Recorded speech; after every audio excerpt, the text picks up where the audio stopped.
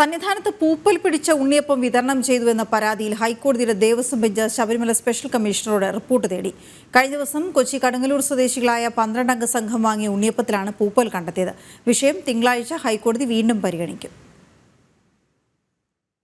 കഴിഞ്ഞ ദിവസം എറണാകുളം കടുങ്ങല്ലൂർ സ്വദേശികളായ 12 അംഗ സംഘം ശബരിമലയിൽ നിന്നും വാങ്ങിയ ഉണ്ണിയപ്പത്തിലാണ് പൂപ്പൽ കണ്ടെത്തിയത്. പഴകിയ ഉണ്ണിയപ്പമാണ് എല്ലാവർക്കും ലഭിച്ചതെന്നാണ് ഇവരുടെ പരാതി.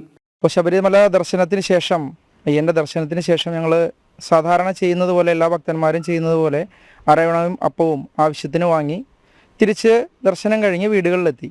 നമ്മൾ സ്വാഭാവികമായിട്ടും വീടുകളിലെത്തിയ ശേഷമാണ് നമ്മൾ വീട്ടുകാർക്കും നമ്മുടെ സഹപ്രവർത്തകർക്കും അയൽവക്കക്കാർക്കൊക്കെ കൊടുക്കാൻ വേണ്ടി അപ്പവും അരവണയെല്ലാം എടുക്കുക. ഇത് 3 പാക്കറ്റാണ്. 3 പാക്കറ്റിൽ ഭൂരിഭാഗവും പൂപ്പൽ വന്ന രീതിയിലായിരുന്നു.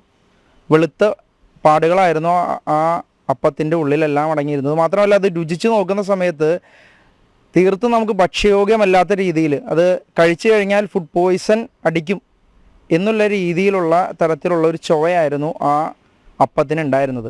ഇത് ശരിക്കും ഭക്തജനങ്ങളോട് കാണിക്കുന്ന ഒരു വലിയ വെല്ലുവിളി തന്നെയാണ്. സംഭവം വാർത്തയായതോടെ വിഷയത്തിൽ ഹൈക്കോടതി ഇടപെട്ടു. തിങ്കളാഴ്ച ഹൈക്കോടതി പരാതി പരിശോധിക്കും. ഈ ഒരു പശ്ചാത്തലത്തിലാണ് ഹൈക്കോടതിയുടെ ദേവസ്വം ബെഞ്ച് ശബരിമല സ്പെഷ്യൽ കമ്മീഷണറോട് റിപ്പോർട്ട് തേടിയത്. സ്പെഷ്യൽ കമ്മീഷണറുടെ റിപ്പോർട്ട് ഉടൻ തന്നെ കോടതിക്ക് കൈമാറും. സന്നിധാനത്ത് നിർമ്മിക്കുന്ന അപ്പം അരവണ പ്രസാദങ്ങൾ നിത്യവും ലാബിൽ പരിശോധിച്ച് ഗുണനിലവാരവും ജലാംശത്തോതും റിപ്പോർട്ടാക്കി സൂക്ഷിക്കാറുണ്ട്.